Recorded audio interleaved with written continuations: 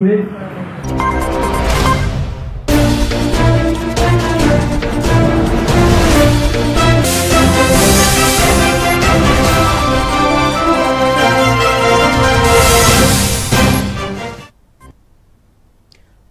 పర్యావరణ దినోత్సవం సందర్భంగా సిద్దిపేట జిల్లా గజ్వేల్లో గురువారం హైదరాబాద్ శంషాబాద్ కు చెందిన ప్రముఖ వ్యాపారవేత్త సిద్దురెడ్డి ఆధ్వర్యంలో మొక్కల పంపిణీ విందు భోజన కార్యక్రమం నిర్వహించారు. ఈ సందర్భంగా ఆయన మాట్లాడుతూ పర్యావరణ పరిరక్షణ ప్రతి ఒక్కరి బాధ్యతగా పేర్కొన్నారు. మొక్కలు నాటి వాటిని సంరక్షించడం ద్వారా భవిష్యత్ తరాలకు ఆరోగ్యకరమైన పర్యావరణాన్ని అందించవచ్చని చెప్పారు. పర్యావరణ దినోత్సవం రోజున తన జన్మదినాన్ని జరుపుకోవడం సంతోషంగా ఉందని, ఈ కార్యక్రమానికి సహకరించిన ప్రతి ఒక్కరికి ధన్యవాదాలు తెలిపారు. మందికి భోజనం పెట్టినటువంటి ఇది చాలా కని విని చరిత్రలో ఎవరు కూడా చేయలేదేమో. విందు భోజనం అంటే విందు భోజనం ఈరోజు పెట్టారు. చంటి గారు, సిద్దురెడ్డి గారికి ఏమైనా గజ్వేల్లో ఎమ్మెల్యేగా పోటీ చేసే ఆలోచన ఉందా? అది సిద్ధు గారిని అడిగి తెలుసుకుందాం అన్నమాట. నేను ఎమ్మెల్యే కాదు, ప్రైమ్ మినిస్టర్ అవ్వాలనుకుంటున్నా. రాజకీయాలకు అతీతంగా, రాజకీయాలకు నా జీవితంలోనే టచ్ కూడా చేయను నేను. సో ఎందుకంటే రాజకీయంలో ఉన్నప్పుడు చేసేదానికంటే రాజకీయంలో లేకుండా చేసేదానికి వాల్యూ ఎక్కువ. అది రాజకీయ నాయకులకు కూడా తెలుసు. అది సో నేను ఇప్పుడు రాజకీయాలకు వచ్చే సమస్యనే లేదు. ఇక్కడ ఏమనుకుంటున్నారు అంటే గజ్వేల్ నుంచి ఎమ్మెల్యేగా గెలిచిన గత కేసీఆర్ గారు కూడా ఇలా పెట్టలేదు, మీరు ఇంత మంచి సర్వీస్ చేస్తున్నారు అని చెప్పేసి మీరు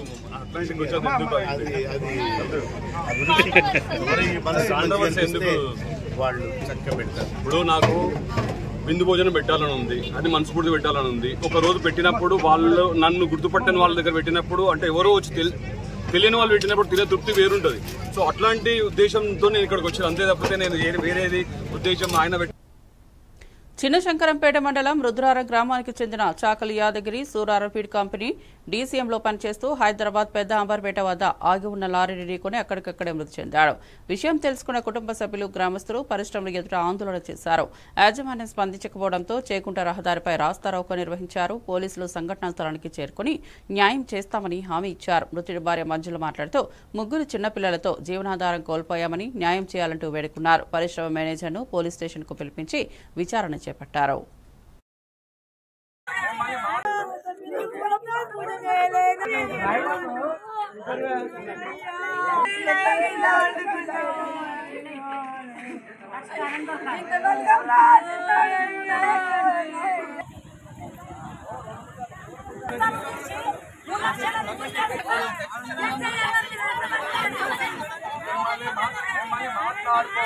తమ్ముడు ఈ కంపెనీ పనికి వచ్చిండు, అది తెలంగాణ చేసిన డ్రైవర్ నిద్ర లేని డ్రైవర్ ఇచ్చి పంపించిండు.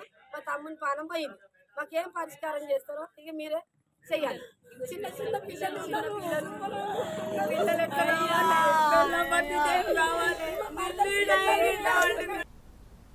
ఆదిలాబాద్ జిల్లా తలమడుగు మండలంలోని బరంపూర్ గ్రామంలో గ్రామస్తులు ఐక్యంగా నిర్మించిన శ్రీ మహాలక్ష్మీదేవి ఆలయంలో విగ్రహ ప్రతిష్టాపన కార్యక్రమం ఘనంగా నిర్వహించారు. 3 రోజులుగా హోమాలు, యజ్ఞాలు నిర్వహించి జలాధివాసం, పూర్ణాహుతి, యంత్ర ప్రతిష్ఠ, బలిహరణం, ప్రాణప్రతిష్ఠ వేద పండితుల ద్వారా విజయవంతంగా చేశారు. ఈ సందర్భంగా ముడుపు కేదారేశ్వర రెడ్డి మాట్లాడుతూ గ్రామస్తుల ఐక్యతతో దేవాలయం నిర్మించి పోతరాజు విగ్రహం సహా ప్రతిష్ఠించామని చెప్పారు. ఈ కార్యక్రమంలో పలువురు ప్రజాప్రతినిధులు, సామాజిక కార్యకర్తలు తదితరులు పాల్గొన్నారు.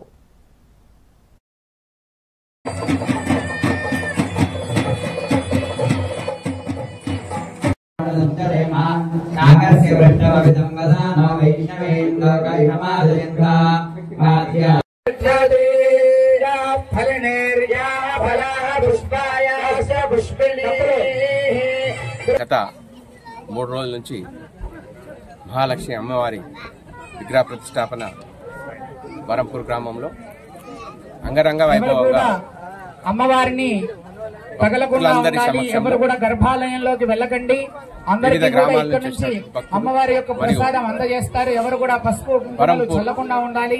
గ్రామ ప్రజలందరి సహకారంతో అమ్మవారికి అలానే బొట్టు పెట్టాలి. పురాతన ఆలయాన్ని తీసేసి ఇలా కుంకుమ చల్లడం, నూతన ఆలయం నిర్మించుకోవడం జరిగింది. అలా చిక్కకుండా ఉండడానికి ఆ ఆలయానికి ఎందుకు అనంటే విగ్రహం ఇప్పుడు మహాలక్ష్మి అమ్మవారి నూతన విగ్రహం కూడా పోతరాజును కూడా ముట్టుకోకుండా ఉండాలి. మరియు అందరూ కూడా అన్నప్రసాదం స్వీకరించి పోతరాజు మనవి విగ్రహం కూడా ప్రతిష్ఠించుకొని అమ్మవారి యొక్క భక్తులందరూ అనుగ్రహం ద్వారా మీ అందరికీ నైవేద్యంతో పాటు చేకూరాలని కోరుకుంటూ వివిధ కానుకలు సమర్పించుకొని అమ్మవారి విగ్రహం బ్రహ్మాండంగా ప్రతిష్ఠించుకోవడం జరిగింది.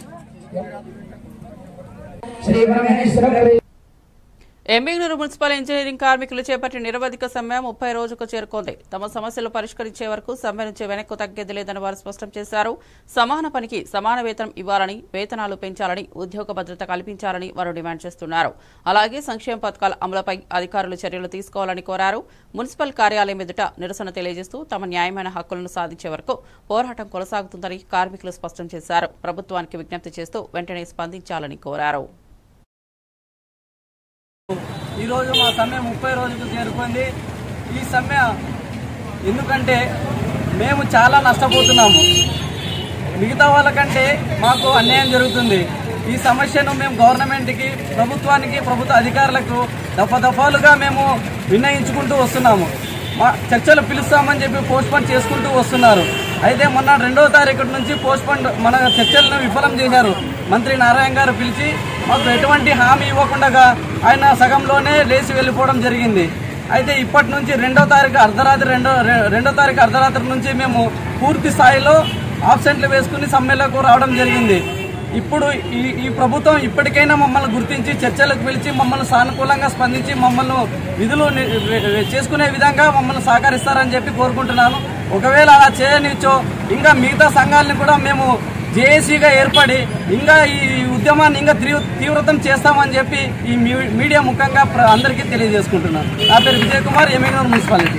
ఇంజనీరింగ్ వర్కర్స్ యూనియన్ తరఫున రాష్ట్ర వ్యాప్తంగా సమ్మె చేయడం జరుగుతుంటుంది. ఈ దాదాపుగా ఈ సమ్మె 30 రోజులు చేస్తున్నాము. ఈ సమ్మె 30 రోజులు చేయడంలో ఉద్దేశం ప్రభుత్వానికి కూడా తెలుసు. కానీ ఇంతవరకు మా సమస్యల్ని ప్రభుత్వము పట్టించుకోవటం లేదు. మా యొక్క మున్సిపల్ కార్మికులందరూ బొందమ్మ కోరికలైతే కోరటం లేదు. కేవలము 4 సమస్యల మీదనే ప్రభుత్వ దృష్టికి తీసుకుని వెళ్ళాలని నిర్ణయించుకున్నాము. ఆ సమస్యలు ఏమనగా, మొదటిగా సమాన పనికి సమాన వేతనం, రెండవది ప్రభుత్వ సంక్షేమ పథకాలన్నింటినీ వర్తింప చేయాలి, మూడవది వయో పరిమితిని పెంచాలి, నాలుగవది వచ్చేసి రిటైర్మెంట్ అయిన వ్యక్తి, చనిపోయిన వ్యక్తికి ఇంకొకరిని బాధ్యతగా వారిని నియమించాలి. వారి కుటుంబానికి బాధ్యతగా ఇంకొకరిని నియమించాలి. చివరిగా హెచ్ఆర్ పాలసీని కూడా మాకు పెంచాలి. ఈ 5 డిమాండ్లు మేము ప్రభుత్వానికి పరిష్కరించాలని కోరుతున్నాము. లేని ఏడలా పరిష్కరించిన ఏడలా భవిష్యత్తులోన మా యొక్క కార్మికులంతా, ఇంజనీరింగ్ కార్మికులంతా ఏకమై సమ్మెని భవిష్యత్తులో ఇంకా ఉధృతం చేస్తామని తెలియజేస్తున్నాము. ఇట్లు ఎమ్మెల్యే మున్సిపాలిటీ. నా పేరు బాలరాజు, కర్నూలు డిస్ట్రిక్ట్. ప్రపంచ పర్యావరణ దినోత్సవం సందర్భంగా నందలూరు కన్యకా చెరువు ఆవరణంలో లయన్స్ క్లబ్ మరియు వాకర్స్ క్లబ్ సభ్యుల ఆధ్వర్యంలో మొక్కలు నాటింపు కార్యక్రమం నిర్వహించారు. ఈ సందర్భంగా లయన్స్ డాక్టర్ బచ్చు జయభాస్కర్ రావు మాట్లాడుతూ కాలుష్యాన్ని తగ్గించాలంటే ప్రతి ఒక్కరూ మొక్కలు నాటి వాటిని పరిరక్షించాలని సూచించారు. విద్యార్థులకు పర్యావరణ పరిరక్షణపై అవగాహన కల్పించడం అవసరమన్నారు. ఎస్ఐ మన్యం రామ్మోహన్ మాట్లాడుతూ మొక్కలు నాటడం సామాజిక బాధ్యతగా తీసుకుని దైనందిన జీవితంలో భాగం కావాలని సూచించారు. ఈ కార్యక్రమంలో పలువురు సభ్యులు, గ్రామ ప్రజలు తదితరులు పాల్గొన్నారు.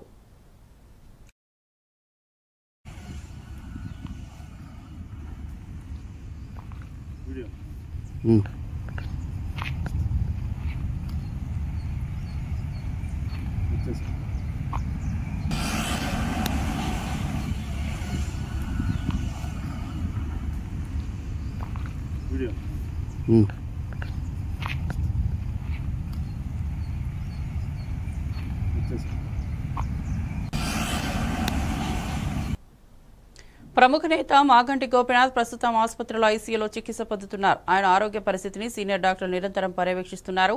ఈ విషయాన్ని రాష్ట్ర ఆరోగ్య శాఖ మంత్రి హరీష్ రావు వెల్లడించారు. మాగంటి వారి ఆరోగ్యం మెరుగవుతోంది, త్వరలో ఆయన పూర్తిగా కోలుకుంటారని మంత్రి తెలిపారు. ఆయన కుటుంబానికి ప్రభుత్వం అన్ని విధాల సహకారం అందిస్తోందని పేర్కొన్నారు. మాగంటి త్వరగా కోలుకోవాలని అభిమానులు, శ్రేయోభిలాషులు ప్రార్థనలు చేస్తున్నారు.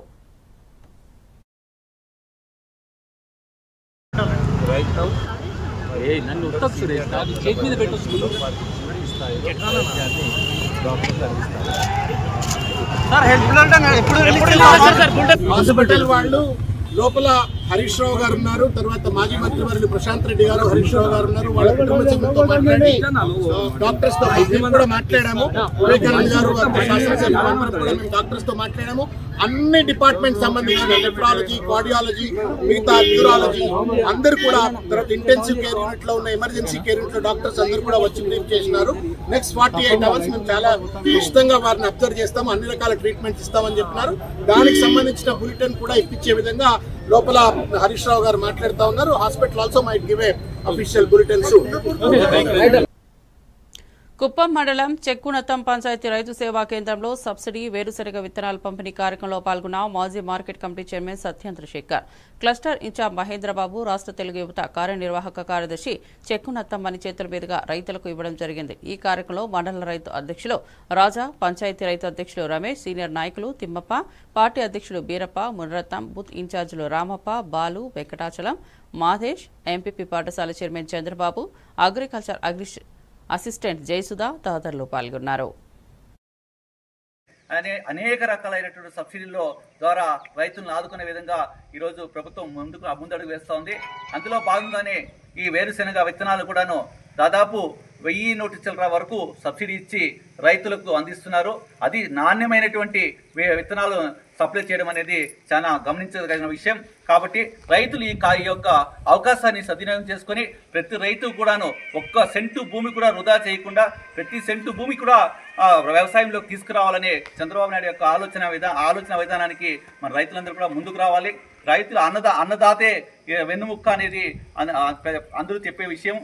దాన్ని నిలబెట్టుకునే విధంగా చంద్రబాబు నాయుడు గారి ప్రభుత్వం ముందుకు పోతా ఉంది. కాబట్టి రైతులకు అన్ని విధాలుగా ముందుండి ఆదుకుంటుందని కూడా చంద్రబాబు నాయుడు గారు వాళ్ళ కోరిక మేరకు ఏ రకాల సబ్సిడీలు కావాలన్నా కుప్పం నియోజకవర్గంలో అన్ని రకాలైనటువంటి రైతులకు సబ్సిడీలను కూడా అందించి కుప్పం మండలం చెక్కునత్తం పంచాయతీ రైతు సేవా కేంద్రం నందు మన రాష్ట్ర ముఖ్యమంత్రి వర్యులు గౌరవనీయులు శ్రీ నారా చంద్రబాబు నాయుడు గారు సూచన మేరకు రైతులందరికీ కూడా సబ్సిడీతో వేరుశెనగ విత్తనాల పంపిణీ కార్యక్రమం జరుగుతూ ఉంది. ఈ కార్యక్రమానికి ముఖ్య అతిథులుగా వచ్చేసినటువంటి కుప్పం నియోజకవర్గ మాజీ మార్కెట్ కమిటీ అధ్యక్షులు సత్యేంద్రశేఖర్ గారికి, అదేవిధంగా మా క్లస్టర్ ఇన్ఛార్జ్ మహేంద్రన్న గారికి, కుప్పం మండల రైతు అధ్యక్షులు మా రాజన్న గారికి, అదేవిధంగా స్థానిక రైతు అధ్యక్షులు రమేష్ అన్న గారికి, మా స్థానిక పార్టీ అధ్యక్షులు బీరప్ప గారికి, మా బూత్ ఇన్ఛార్జీలకు, మా సీనియర్ నాయకులకు తిమ్మప్ప గారికి, అందరికీ ఇక్కడ విశేషమైన రైతులందరికీ కూడా పేరు పేరున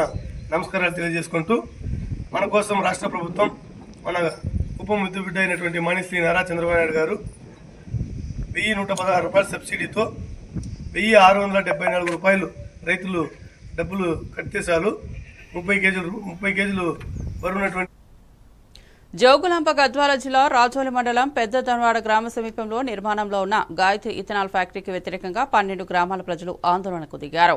35 ఎకరాల్లో ఫ్యాక్టరీ నిర్మాణం జరుగుతుండగా 12 మంది రైతులు యంత్రాలు, కూలీల గుడిసెలు, కంటైనర్లకు తగలబెట్టి సుమారు 40 లక్షల ధ్వంసం చేశారని యజమాని మంజునాథ్ ఫిర్యాదులో పేర్కొన్నారు. దీంతో మొత్తం 40 మందికి పైగా కేసు నమోదు కాగా 12 మందిని అరెస్ట్ చేసి రిమాండ్కు తరలించినట్లు రాజోలి ఎస్ఐ జగదీష్ తెలిపారు. సంఘటనపై వీడియో ఆధారంగా విచారణ జరిపి చట్టపరంగా తగిన చర్యలు తీసుకుంటామని అధికారులు స్పష్టం చేశారు.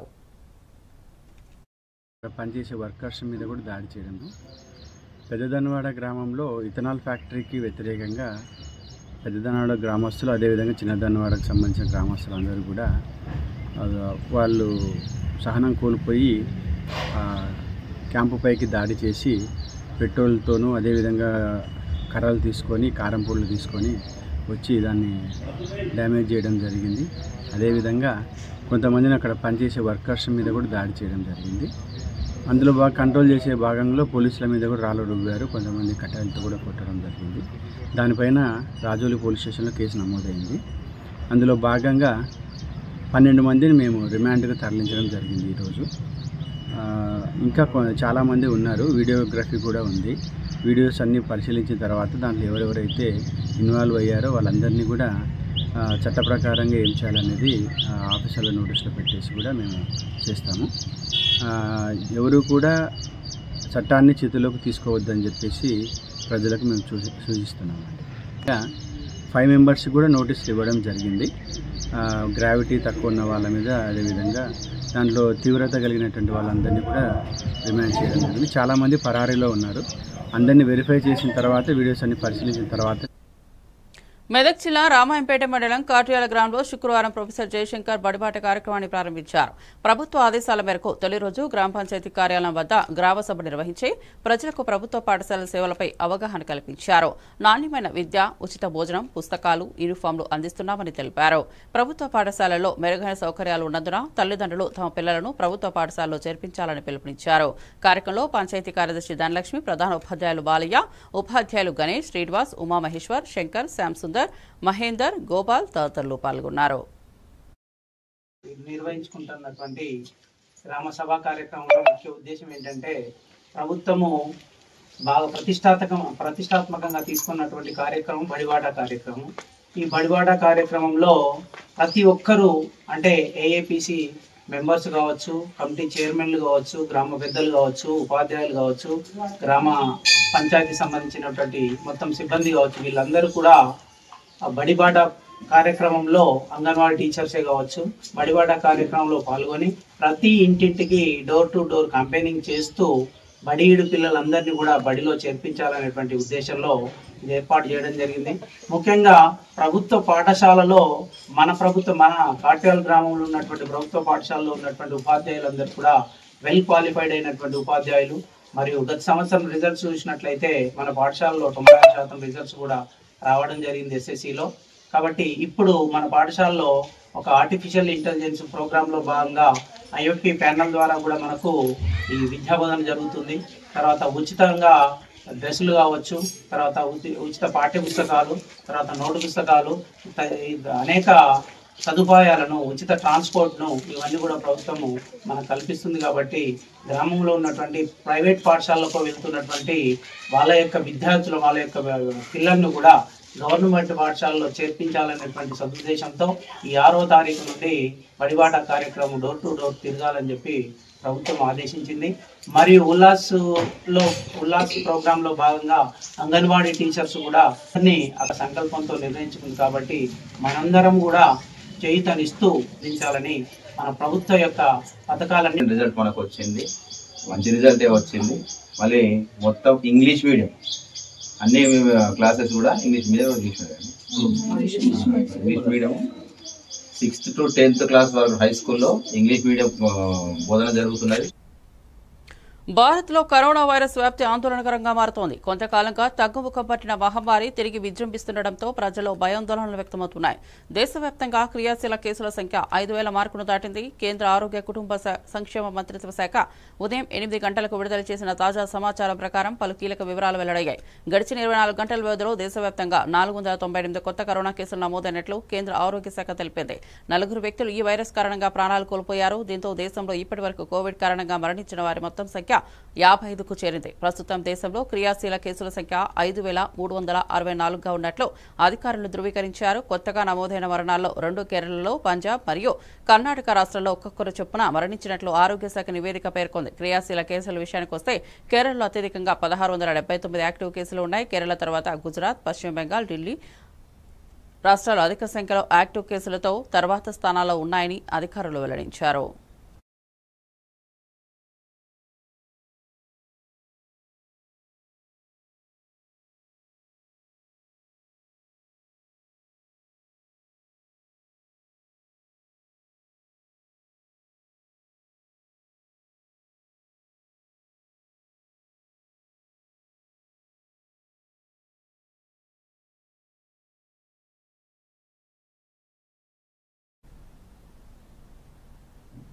మరిన్ని అప్డేట్స్ కోసం చూస్తూనే ఉండండి A1 టీవీ తెలుగు న్యూస్.